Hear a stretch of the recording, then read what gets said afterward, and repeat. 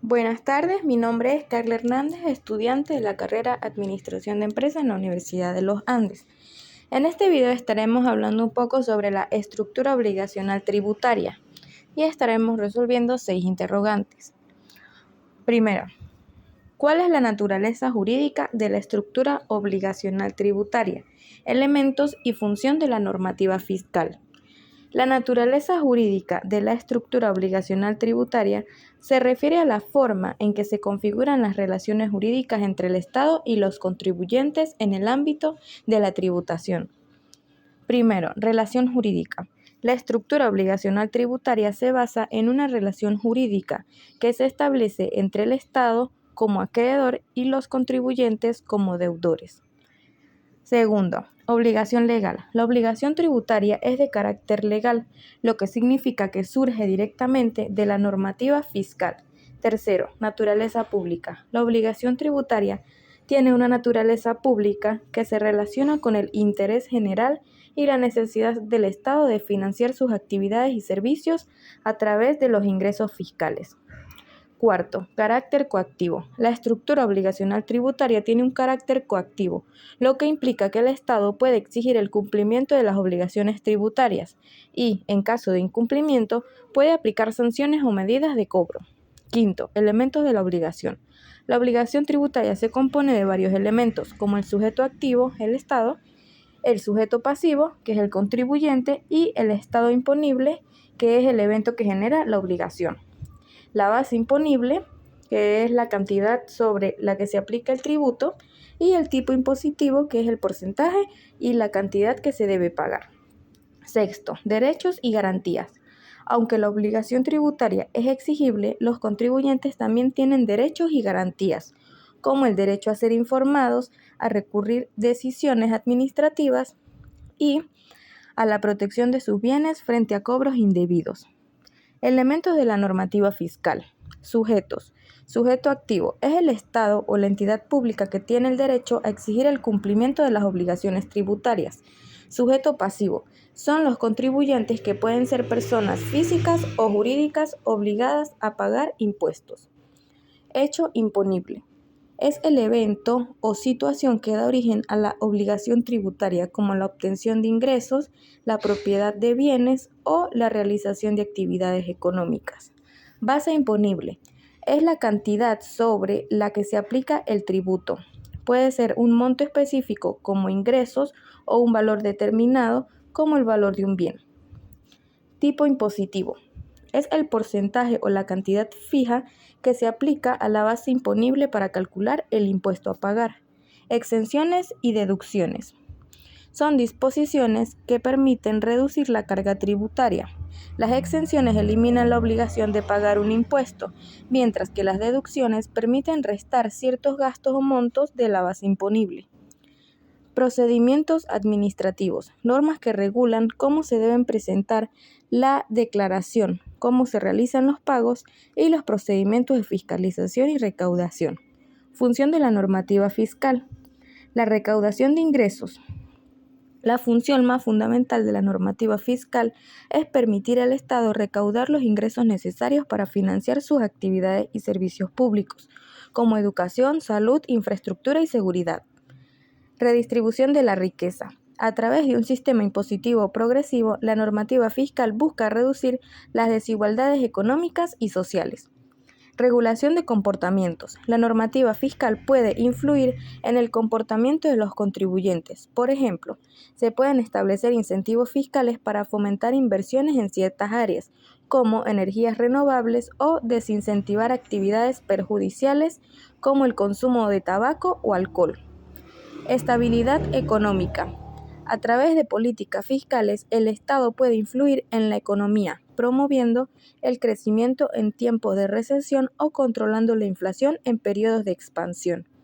Fomento del desarrollo económico. La normativa fiscal puede incluir incentivos para estimular la inversión y el desarrollo de sectores estratégicos, lo que contribuye al crecimiento económico y la creación de empleo. Facilitación de la equidad. busca garantizar que los contribuyentes contribuyan de manera justa al funcionamiento del Estado, promoviendo un sistema donde las cargas fiscales sean proporcionales a la capacidad de pago de cada individuo o empresa. Estas funciones son esenciales para el funcionamiento de un sistema fiscal justo y eficiente, que no solo busca recaudar fondos, sino también promover el bienestar social y el desarrollo económico. ¿Cuál es la importancia del hecho imponible y cuál es su materialización en las leyes fiscales? Ejemplo. El hecho imponible es crucial para el ámbito fiscal por varias razones. Generación de obligación tributaria. Es el evento o situación que activa la obligación de pagar impuestos. Sin un hecho imponible no habría base para la recaudación de tributos. Claridad y seguridad jurídica. Definir claramente qué constituye un hecho imponible proporciona seguridad tanto a los contribuyentes como a la administración tributaria, evitando confusiones y disputas. Equidad en la carga fiscal. Permite que la carga tributaria se distribuya de manera justa, asegurando que cada contribuyente aporte según su capacidad económica. Facilitación de la planificación fiscal. Conocer los hechos imponibles ayuda a los contribuyentes a planificar sus finanzas y anticipar sus obligaciones fiscales. Control y fiscalización. La identificación de hechos imponibles permite a la Administración Tributaria realizar un control más efectivo sobre el incumplimiento de las obligaciones fiscales, combatiendo la evasión. Incentivos económicos. Puede servir para establecer incentivos fiscales que fomenten ciertas actividades económicas, promoviendo el desarrollo y la inversión. Materialización. La materialización de las leyes fiscales se refiere a cómo se implementan y aplican en la práctica de las disposiciones legales relacionadas con la tributación. Normas y reglamentos. Las leyes fiscales se concretan a través de normas y reglamentos que detallan los procedimientos, requisitos y obligaciones que deben seguir tanto los contribuyentes como la administración tributaria. Declaración y pagos. Los contribuyentes deben presentar declaraciones fiscales y realizar pagos de impuestos según lo estipulado por la ley. Fiscalización y control. La Administración Tributaria lleva a cabo auditorías y controles para asegurar que los contribuyentes cumplan con las leyes fiscales. Sanciones y recaudación. En este caso de incumplimiento, las leyes fiscales prevén sanciones que pueden ir desde multas hasta acciones legales. Educación y asesoría. La Administración Tributaria a menudo proporciona información y recursos para ayudar a los contribuyentes a entender sus obligaciones fiscales, lo que facilita la correcta aplicación de las leyes. Modificación y actualizaciones. Las leyes fiscales pueden ser modificadas o actualizadas para adaptarse a cambios económicos, sociales o políticos. Ejemplos. Primero, la declaración de impuestos. Un contribuyente debe presentar anualmente su declaración de impuestos sobre la renta. Esto implica llenar un formulario específico, reportar sus ingresos, deducciones y calcular el impuesto a pagar. Retención de impuestos. Las empresas están obligadas a retener impuestos sobre los salarios de sus empleados. Por ejemplo, al pagar el salario, la empresa calcula y retiene un porcentaje para el impuesto sobre la renta, que luego debe remitir a la autoridad fiscal. Auditorías fiscales. La Administración Tributaria puede realizar auditorías a empresas para verificar que están cumpliendo con leyes fiscales. Por ejemplo, si una empresa declara ingresos significativamente bajos en comparación con su actividad, la autoridad fiscal puede investigar y solicitar documentación para comprobar la veracidad de la información. Incentivos fiscales. En algunos países, las leyes fiscales ofrecen incentivos para fomentar la inversión en ciertas áreas, como la investigación y desarrollo. Por ejemplo, una empresa que invierte en tecnología puede beneficiarse de deducciones fiscales adicionales, lo que se traduce en un menor impuesto a pagar. Sanciones por incumplimiento. Si un contribuyente no presenta su declaración de impuestos a tiempo, puede enfrentar multas y recargos. Por ejemplo, si un pequeño negocio no presenta su declaración trimestral, la ley puede imponer una multa que se incrementa con el tiempo hasta que se regularice la situación. Modificaciones legislativas. Si un gobierno decide aumentar la tasa de impuestos sobre la renta, esta modificación se materializa a través de una nueva ley que debe ser promulgada y comunicada a los contribuyentes.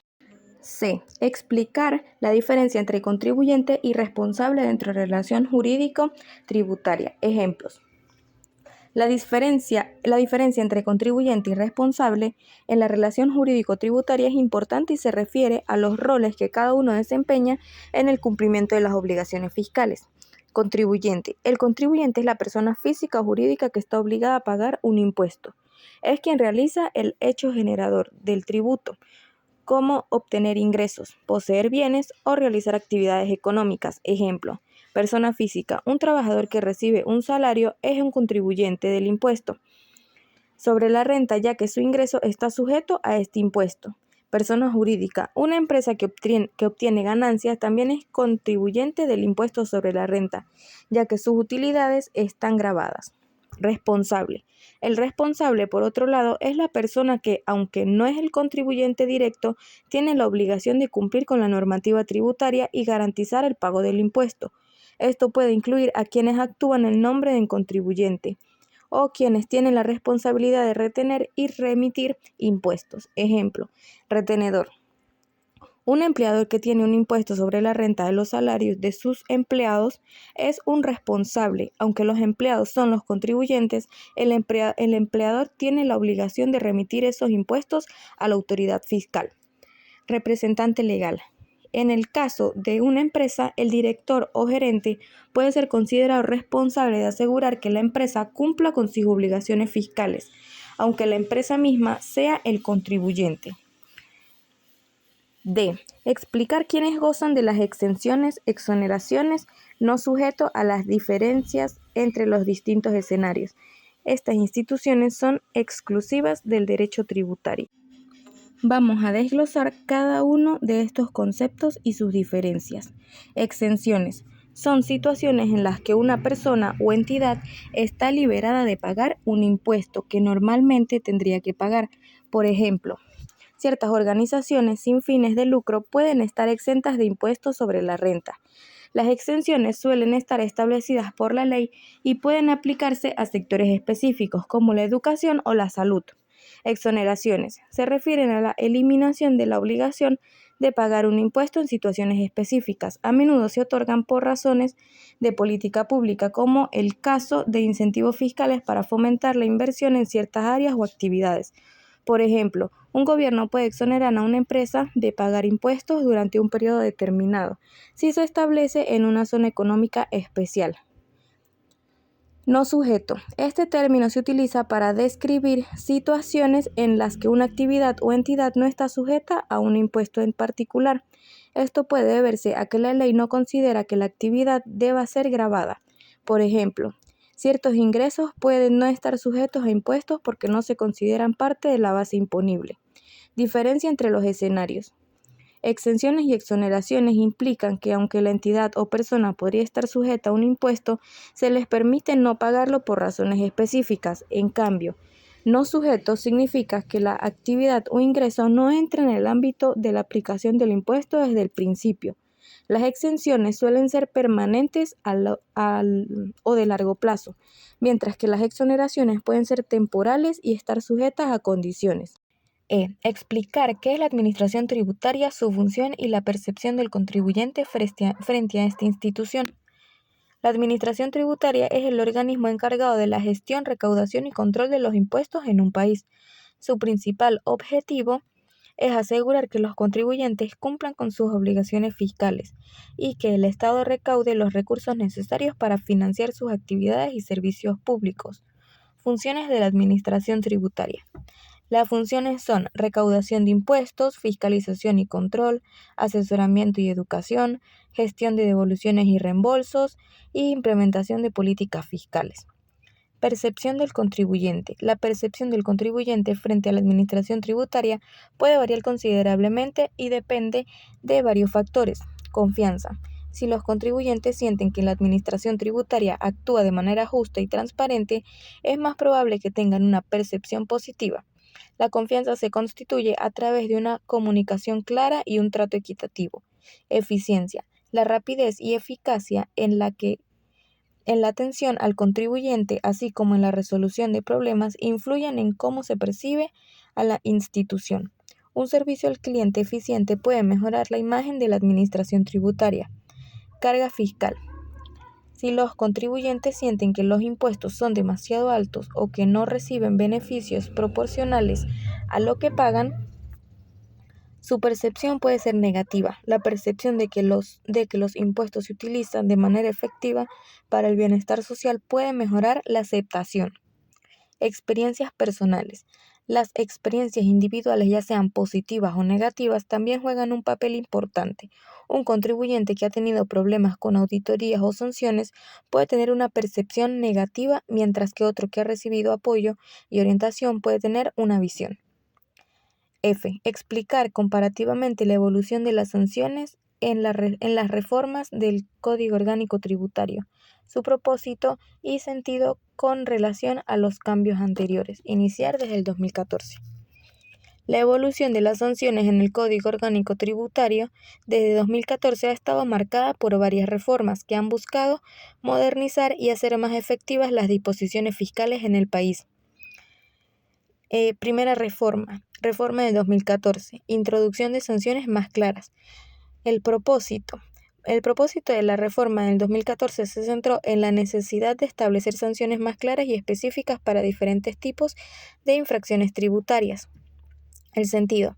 Esta reforma fue un intento de fortalecer la confianza de los contribuyentes en el sistema tributario, al proporcionar un marco más predecible y justo. Segunda reforma de 2016, aumento de sanciones y nuevas infracciones. Propósito. En 2016 se introdujeron sanciones más severas para infracciones consideradas graves como la evasión fiscal. También se incorporaron nuevas fracciones reflejando la evolución de las prácticas comerciales y el uso de tecnología. El sentido de esta reforma tenía como objeto disuadir a los contribuyentes de incurrir en prácticas evasivas y fomentar la cultura del cumplimiento. Tercera reforma de 2018. Enfoque en la equidad y proporcionalidad. El propósito de la reforma del 2018 se centró en la equidad y la proporcionalidad de las sanciones. Se revisaron las escalas de sanciones para asegurar que fueran justas y que no afectaran desproporcionadamente a los contribuyentes más pequeños. El sentido de esta modificación buscaba equilibrar la necesidad de recaudar impuestos con la protección de los contribuyentes, especialmente aquellos con menos recursos. Se pretendía que las sanciones no fueran un obstáculo insuperable para el cumplimiento tributario.